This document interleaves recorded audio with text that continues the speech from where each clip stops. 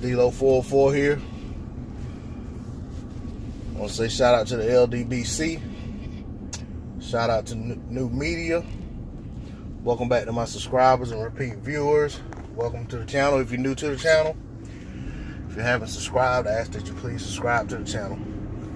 If you're feeling the content, please like, share, and comment as well. Amir Khan. Sometimes I call this guy Amir Trash Khan. But before I get into the latest development about Amir Khan, first I want to say something good about him. Amir Khan, if you take Kell Brook out of the equation, Amir Khan has shown a propensity to want to mix it up with any and everybody in and around his divisions. You know, the only guys that, you know, he hasn't really wanted to mix it up with are the guys that have already beat him. Like, you know, Danny Garcia, he never really wanted to get that rematch, and he always made excuses why he couldn't rematch British Prescott. He was going to rematch Lamont Peterson, so I give him credit for that. But, and of course, Canelo, a rematch there didn't make sense, so I don't take any credit from him for not rematching Canelo. That was a stupid fight to start with. But Khan, what I want to say about Khan is, not only did he always show the heart to get in there with the guys, the tough fights, once he got in there, he had the confidence and trust in his ability to go out there and stand toe-to-toe with those guys. Much respect to his skills in the ring. We all know what the knock on Khan is that chin. Little suspect defense that allows that chin to get exposed as well. Because there have been fighters out there who don't have great chins, but they have good enough defense to compensate for it. Khan gets a little reckless, gets relying too much on his offense sometimes, that allows him to open up and get caught. You know, probably every time he was ever knocked out, it was while he was all offense. But I want to say, Khan earned a lot of respect from me in that Marcos Maidana fight. I mean, Khan got out front, was doing his thing, looking good. Maidana had his moments where he caught Khan bad a few times, and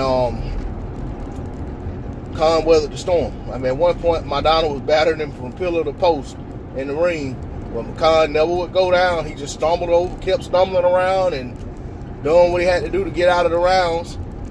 And I want to say, if I remember correctly, this fight's been a long time ago, but I think Khan actually hurt Maidana really bad with a body shot. Probably in the middle rounds, early to middle rounds. And it took Maidana some rounds to recover from that body shot. I mean, he was just really just protecting himself and doing enough to keep Khan from finishing him. But like I said, that for me,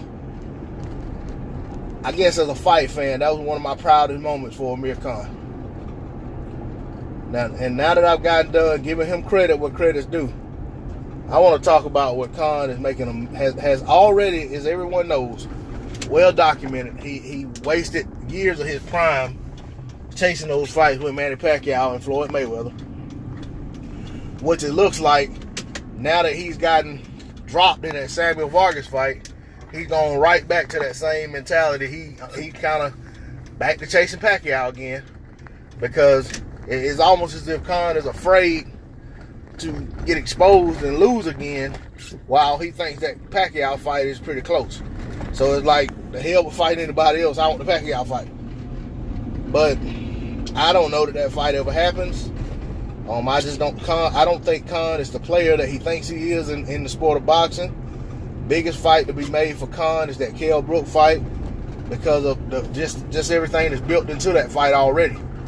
And you know what I'm saying? But it's getting to the point that if it keeps lingering on, people are going to really, and I'm sure some already have lost interest in the fight. And, you know, it's one of those things where Khan absolutely needs to go ahead and take advantage of the opportunity. But if he doesn't believe in himself and doesn't believe in his ability, which is rare, because Khan has shown that he believes in himself against everybody else. But for some reason with Kell Brook, he doesn't seem to have that confidence.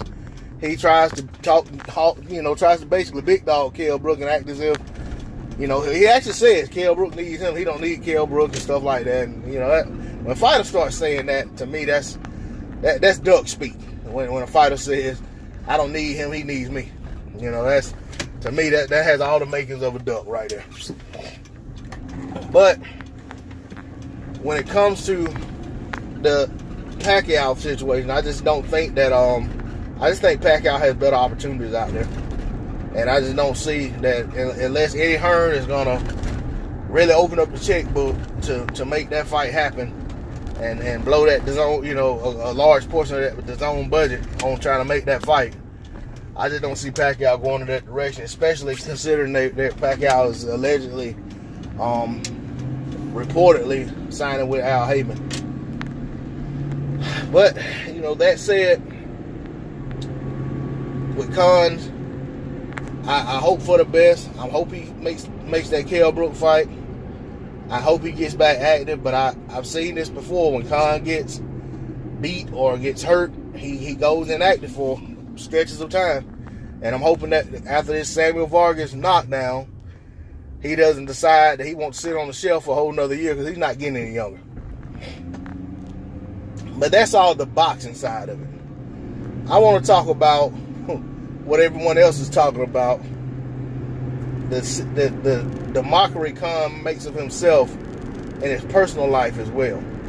We know about the situation in the past where the guys, and I think it was in Bolton where he's from, were actually chasing him down the street. I don't know, it was a group of guys trying to beat him up, or they had weapons, or what the case was, but pretty much got run out of town by some young thugs or whatever the case might be. That's embarrassing. I mean, not saying that that's truly his fault. I mean, anybody could, get in a situation where they just run across the wrong group of people who got bad intention. But when you're a superstar or a celebrity, it shouldn't happen to you. But it happened to Khan.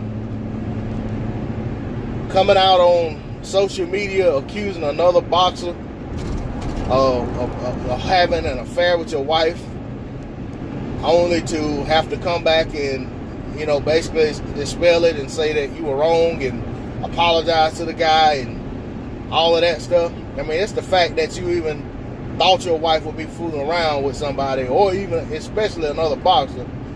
That in and of itself that's embarrassing.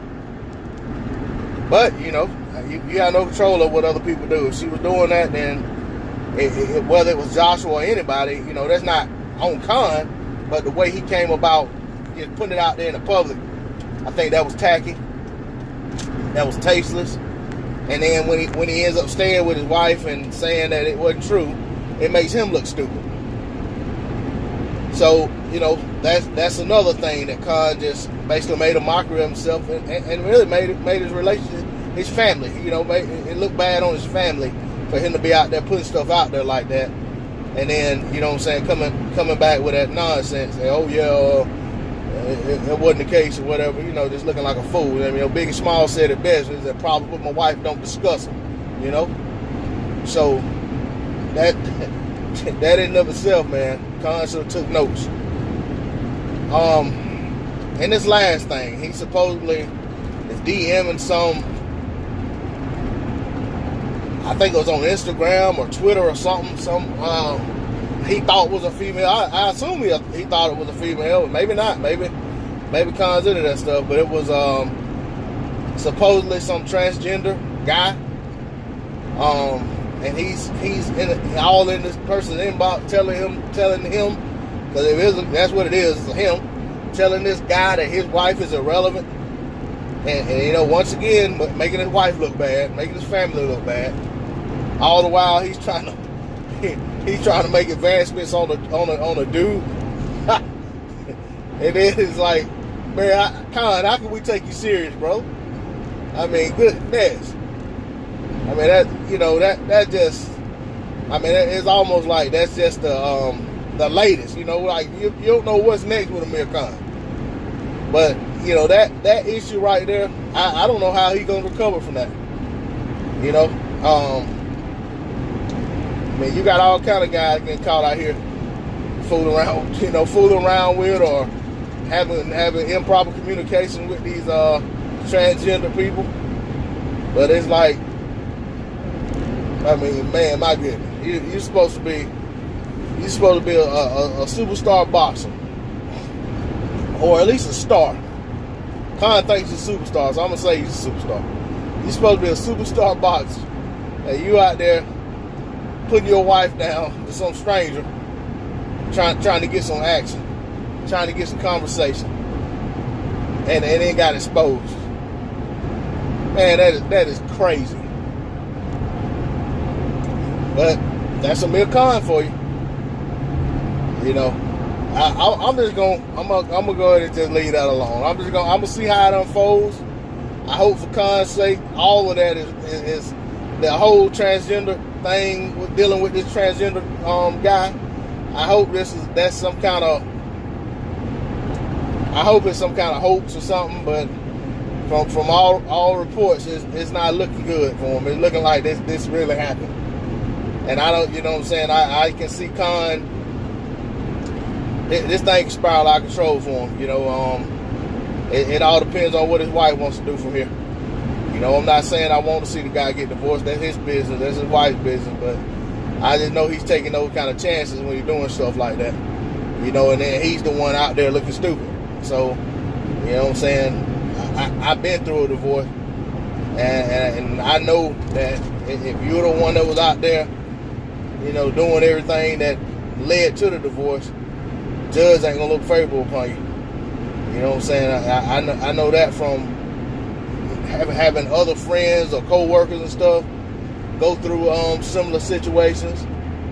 You know, even my own situation to an extent, but you know, I ain't gonna get into all that personal stuff. But just saying that having gone through a divorce myself, I know you don't want to be that person out there that did the things that led to the divorce, because the judge may not be favorable upon you. So hopefully for Khan's sake, he don't have to go down that road. But hey, if he does, he does. But as a boxer, I support the guy. I don't like his ducking when it comes to Kell Brook. I don't like that he's stalled his career, waiting on one of two guys to make a fight with him that are basically at the twilight of their careers, and basically showing no interest in fighting him. And I think there's a lot of good fights out there for Amir Khan that he could make, and I'd like to see him in those fights. And if it's all about legacy or money, either way, I think there are legacy defining fights out there for him he could be making, and I think there are good paydays out there for him. I mean, I just want to see the guy active and making these fights, and you know what I'm saying, chilling out in social media and just cooling it. You know what I'm saying, letting all that foolishness go. Because like I said, you know, none of the stuff's good for his career either. You know, I mean, but at the end of the day, your personal life, it should be greater than your career. Should matter more. So, like I said, I hope he cleans all that stuff up and gets his career back on track. Because honestly, having fought the two guys that he's fought since he came back, you can't exactly say he's got his career back on track, because he's yet to be in a really meaningful fight yet. You know, we're still waiting on Amir Khan to have a meaningful fight. And Khan hasn't had a meaningful fight really since the Canelo fight, which honestly wasn't meaningful for boxing whatsoever. It was just a fight. Really, the Canelo fight was a consolation for Amir Khan for not being able to get the Manny Pacquiao Floyd Mayweather fight. It was the next biggest fight he could get as far as payday. I mean, yes, if he'd have beat Canelo, that would have been, you know, impressive. But I don't. It was a stupid fight. Like I said, that fight right there, in line with Kell Brook fighting Triple G. I mean, he dared to be great, which was impressive. But at the same time, when the result ended up being what it was, I mean, it was already written on paper before it happened that you were going to go up there and get knocked out. And that's what happened. So I want to see Khan making some better decisions for his career. I mean, even though it's none of our business, I hope the guy makes better decisions for his personal life as well. You know, I know that Khan has the tools to beat a lot of guys, but he has to get in the ring with them. But we also know that Khan has vulnerability to get beat by a lot of guys. But that's what makes Khan must-see TV. That's what makes people tune in to watch him, because they know Khan can go out any day and dominate any guy, but at the same time, Khan could go out there and get beat by somebody who nobody expected to get beat by. So, you know, for Amir Khan, I hope to see good things for him in 2019. Hope to see him off of social media. Hope to see him out of the news with bad publicity and get his career back on track. I want to say shout out to the LDBC, shout out New Media. I'm out here.